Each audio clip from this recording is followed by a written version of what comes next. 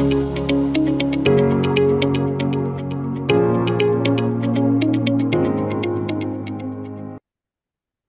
वालेकुम स्टूडेंट।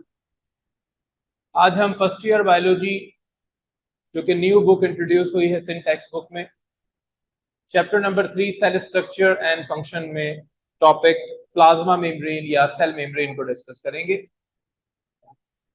जैसा कि हम प्रीवियस क्लास में पढ़कर आए कि सेल के कंपोनेंट को जब हमने आइसोलेट किया था तो उसमें न्यूक्लियस और अदर जो साइटोप्लाज्मिक ऑर्गेनल्स थे वो सेपरेट हो गए थे। अब जब हम सेल मेम्ब्रेन को स्टडी कर रहे हैं तो उसमें हमने सबसे पहले इसकी कॉम्पोजिशन की बात करनी है कि ये बनी हुई किससे है। तो कॉम्पोजिशन में सेल मेम्ब्रेन फॉस्फोलिपिड, इसके साथ इसमें प्रोटीन है एंड कोलेस्ट्रॉल, और इसके अलावा ग्लाइकोप्रोटीन और ग्लाइकोलिपिड भी लगे होते हैं जो कि एंटीना सेंटर के तौर पे काम करते हैं। वो जब हम अभी स्ट्रक्चर स्टडी करेंगे तो उसमें इसको डिस्कस करेंगे। तो ये बात हम जानते हैं कि सेल तमाम जानदारों की बुनियादी इकाई है और उसके अंदर तीन चीजें लाजमी होती हैं: सेल मेम्ब्रेन, साइटोप्लाज्म और न्यूक्लियस। अगर इसमें से कोई चीज भी कम हो जाती है तो वो सेल की डेफिनेशन से फिर आउट हो जाता है। तो प्लाज्मा मेम्ब्रेन जो कि सेल मेम्ब्रेन है, उसकी अगर हम कॉम्पोजिशन की बात करें तो इसमें देखें हमें ये वाला पार्ट नजर आ रहा है। इसको मैं थोड़ा सा और बड़ा कर लेता हूं, ये इस तरह से है। इसमें आप देखें तो ये वाला पार्ट जो है इसका, ये ग्लिसरोल है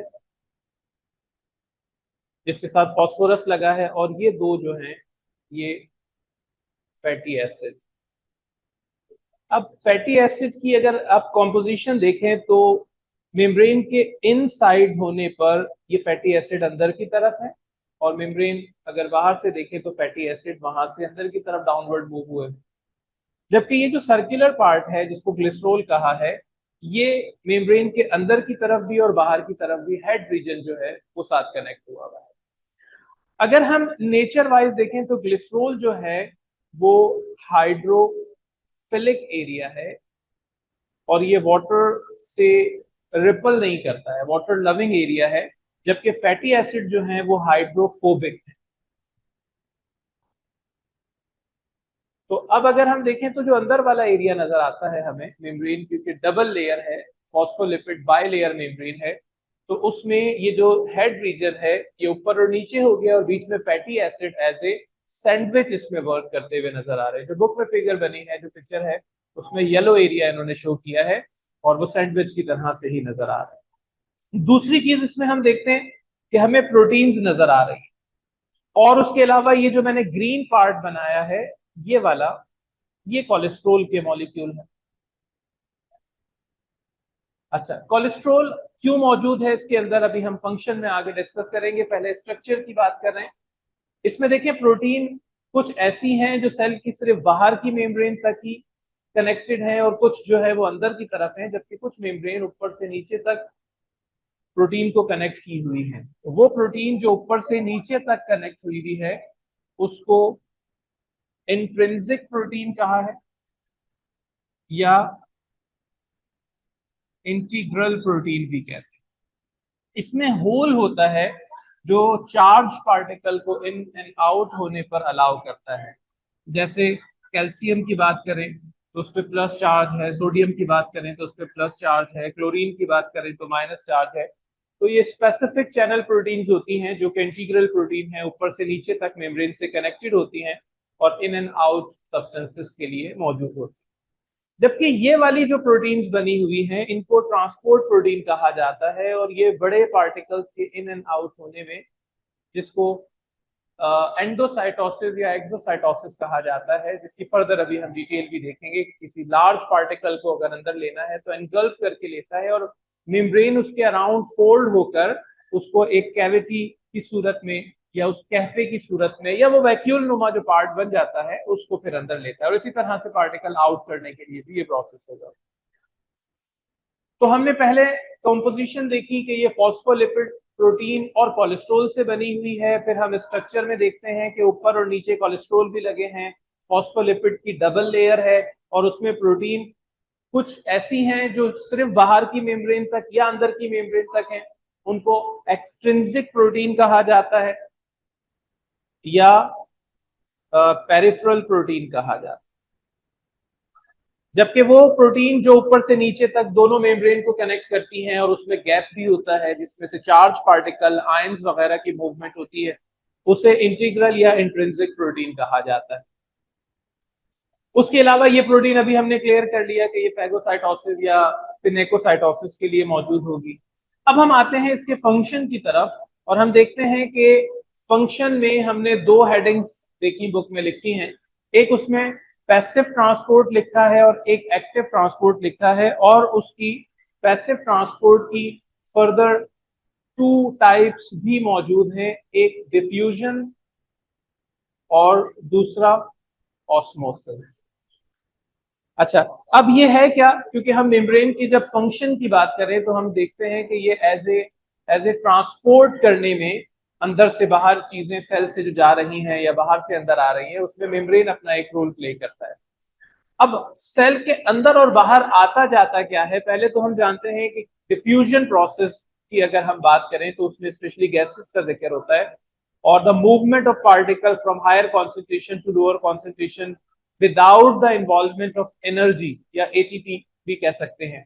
और एक्टिव ट्रांसपोर्ट कहा जाता है जिसमें पार्टिकल की movement from lower side to higher side होती है विद द इन्वॉल्वमेंट एटीपी या एनर्जी। तो अब हम अगर मेम्ब्रेन के स्ट्रक्चर को देख रहे हैं तो जो नॉर्मली चीजें इन एंड आउट हो रही होती हैं, अगर वो चार्ज पार्टिकल नहीं है, जैसे खासतौर पर जो दो गैसेस का जिक्र होता है कि ऑक्सीजन सेल के अंदर आ रही होती है, तो वो इन एरियाज से भी आ जा सकती है, क्योंकि ये खुद चार्ज पार्टिकल नहीं है तो वो इन एरिया से आसानी से गुजर सकते हैं। और बाकी एरियाज से भी, इन एरियाज से भी ऑक्सीजन इन एंड आउट हो सकती है। और दूसरी चीज कार्बन डाइऑक्साइड है, ये भी चार्ज नहीं है, इसके ऊपर कोई चार्ज नहीं है नेगेटिव पॉजिटिव, तो ये भी इस मेम्ब्रेन जो कि फॉस्फोलिपिड मेम्ब्रेन है यहां से भी आ जा सकता है, और जो इंट्रिंसिक एरिया है वहां से भी आ जा सकता है। लेकिन जो चार्ज पार्टिकल है उसके लिए भी मैंने क्लियर किया कि स्पेसिफिक एरियाज होंगे, नेगेटिव पार्टिकल को अलग पैसेज से गुजरने की इजाजत होगी, तो पॉजिटिव को अलग जगह से। फिर हम जब फंक्शन की बात कर रहे थे तो मैंने क्लियर किया कि पैसिव ट्रांसपोर्ट वो है जिसमें एनर्जी इन्वॉल्व नहीं होगी और movement from lower from higher side to lower side होगी, लेकिन जो पार्टिकल जा आ रहे होंगे वो अपनी काइनेटिक एनर्जी के थ्रू आ जा रहे होंगे। और उसकी फर्दर टू टाइप्स हैं, डिफ्यूजन एंड ऑस्मोसिस। जो डिफ्यूजन प्रोसेस है उसमें गैसेस के तबादले की बात होगी, the movement of particle, specially gases के पार्टिकल की from higher concentration to lower concentration. लेकिन यहाँ हम ये डेफिनेशन अदर एरियाज के लिए भी अप्लाई कर रहे होते हैं तो उसमें मेम्ब्रेन का जिक्र नहीं होता। जैसे परफ्यूम की स्मेल का स्प्रेड होना है, या कुकिंग स्मेल का स्प्रेड होना है, या किसी इंक, ब्लू इंक को अगर आप वाटर में डालते हैं तो वो डिस्पर्स हो जाती है, या किसी सॉलिड क्रिस्टल्स के कॉपर सल्फेट के डिसॉल्व होने की बात होती है, वो सब डिफ्यूजन की डेफिनेशन में है क्योंकि उसमें मेम्ब्रेन का जिक्र नहीं है। लेकिन अगर हम मेम्ब्रेन की बात करते हैं कि डेफिनेशन उसी तरह से ही है, the movement of particle from higher concentration to lower concentration with the help of semi permeable membrane, जिसे पार्शियली परमिएबल मेम्ब्रेन भी कहा जाता है। तो उसमें फिर हम ऑस्मोसिस की बात कर रहे होते हैं और यहाँ भी एनर्जी इन्वॉल्व नहीं होती है। तो अब इसके लिए वो ट्रैक स्पेसिफिक होगा, यानी कि अगर पानी के मॉलिक्यूल के गुजरने की बात की जाए, आप जानते हैं वाटर पोलर मॉलिक्यूल है तो स्पेसिफिक एरिया से ही गुजर सकता है। लेकिन लार्ज पार्टिकल को अगर ये मेम्ब्रेन का जो पोरस साइज है ये लार्ज को ब्लॉक कर दे और स्मॉल को अलाउ करे, हाफ पार्टिकल अलाउ हो और हाफ रुक रहे हो। पार्शली परमिएबल का मतलब यही है, पार्शली हाफ को कहा जाता है, परमिएबल टू गिव परमिशन, तो वो आधे पार्टिकल को अगर इजाजत देता है तो वो डिफ्यूजन ऑस्मोसिस के लिए हम उसको बात कर रहे होते हैं कि movement of particle from higher concentration to lower concentration with semi permeable membrane. लेकिन जब हम एक्टिव ट्रांसपोर्ट की बात करते हैं तो हम बात करते हैं कि पार्टिकल की मूवमेंट होगी फ्रॉम लोअर टू हायर, कम इर्तिकाज से ज्यादा इर्तिकाज वाली साइड की तरफ, और उसमें क्योंकि एनर्जी इन्वॉल्व होगी तो फिर हम इसमें बात करते हैं कि एटीपी उसमें इन्वॉल्व हो रहा होगा। और इसकी भी फर्दर टू टाइप्स हैं कि अगर हम एक्टिव ट्रांसपोर्ट की बात करते हैं तो अगर पार्टिकल की अंदर आने की बात हो रही होगी तो उसमें हम कहेंगे कि ये एंडोसाइटोसिस मैकेनिज्म हो रहा होगा, और अगर पार्टिकल के बाहर निकलने की बात होगी तो एक्सोसाइटोसिस मैकेनिज्म होगा। अच्छा, अब पार्टिकल में भी हम जानते हैं कि सॉलिड और लिक्विड हो सकते हैं, तो अगर सॉलिड पार्टिकल अंदर आ रहे हैं तो उसको फैगोसाइटोसिस कहा जाएगा, ये किसके लिए बात हो रही है? सॉलिड पार्टिकल के लिए बात हो रही है। और अगर लिक्विड पार्टिकल की बात हो तो उसको पिनेकोसाइटोसिस कहा जाएगा। This is only for liquid. तो ये एक्टिव ट्रांसपोर्ट है जिसमें एनर्जी इन्वॉल्व होगी और from lower to higher movement होगी। तो ये वाला जो प्रोसेस हमने डिस्कस किया ये था प्लाज्मा मेम्ब्रेन का। अब इसके अंदर कुछ साइंटिस्ट ने इसके स्ट्रक्चर को डिफाइन करते हुए एक मॉडल हमें दिया था जिसे फ्लूइड मोजाइक मॉडल कहा जाता है। उससे पहले एक चीज और भी बता दूं आपको कि हमने इसमें कोलेस्ट्रॉल के पार्टिकल भी देखे और कोलेस्ट्रॉल का मैंने रोल नहीं बताया। कोलेस्ट्रॉल दरअसल एक ऐसा केमिकल है जो सेल मेम्ब्रेन की फ्लूइडिटी को मेंटेन करता है, क्योंकि हम जानते हैं कि जिस सराउंडिंग में हम जिस एरिया में हम रहते हैं उसकी सराउंडिंग कांस्टेंट नहीं है। कभी टेम्परेचर बहुत लो हो जाता है, कभी टेम्परेचर बहुत हाई हो जाता है, और डिफरेंट प्लेसेस पर डिफरेंट एनिमल एंड प्लांट्स मौजूद है जिनके पास सेल वॉल है। तो उसमें फ्लेक्सिबिलिटी को मेंटेन रखने के लिए, फ्लूइडिटी को मेंटेन रखने के लिए कोलेस्ट्रॉल के मॉलिक्यूल मौजूद होते हैं कि वो हार्ड होकर रप्चर ना हो जाए, या और इसी तरह से मैकेनिज्म सपोर्ट के पॉइंट ऑफ व्यू से भी है। तो इसमें कोलेस्ट्रॉल का भी पार्ट हमने देख लिया, फॉस्फोलिपिड भी क्लियर हो गया। तो फ्लूइड मोजाइक मॉडल में हम बात करते हैं कि सिंगर एंड निकोलसन, इन्होंने 1972 में ये मॉडल दिया था जिसे फ्लूइड मोजाइक मॉडल कहा था। इसमें जब इन्होंने मेम्ब्रेन को स्टडी किया तो कहा कि मेम्ब्रेन जो है वो ऊपर से जो इसमें कनेक्टिंग एरियाज हैं, यानी कि जब हम एक सेल के ऊपर से अगर ऑब्जर्वेशन करें तो उसके अंदर जो प्रोटीन हमें नजर आती है वो इस तरह से आइसबर्ग की तरह से नजर आती है। जैसे लिक्विड के ऊपर कोई सॉलिड चीज फ्लोट कर रही होती है और वो मूव कर रही होती है, तो उस मूवमेंट पर इन्होंने इसको fluid mosaic, iceberg in the sea कहा, और उसको मोजाइक की सूरत में उसने मूवमेंट को भी शो किया। यही अगर हम अंदर से भी देखें, हम जानते हैं कि सेल दूसरे सेल्स के साथ कनेक्टेड होते हैं और सम टाइम उनका रोटेट होना आसान नहीं होता, लेकिन अभी हमने देखा कि सेल की जो डबल मेम्ब्रेन है उसमें इनर वाला एरिया जो है वो आसानी से रोटेट कर सकता है, क्योंकि वो कनेक्टेड नहीं है। और बीच में हम जानते हैं कि ये सैंडविच की तरह से दो लेयर के दरमियान फैटी एसिड है, और फैटी एसिड आप जानते हैं कि वो एक फ्लूइडिटी वाला इफेक्ट है उनका, वो सेमी, क्योंकि इसमें डबल बॉन्ड आने की वजह से जो फैटी एसिड है वो अनसैचुरेटेड है, तो वो इसी बेस पे प्लाज्मा का नेम दिया। ट्रू सॉलिड नहीं है, सेमी सॉलिड है।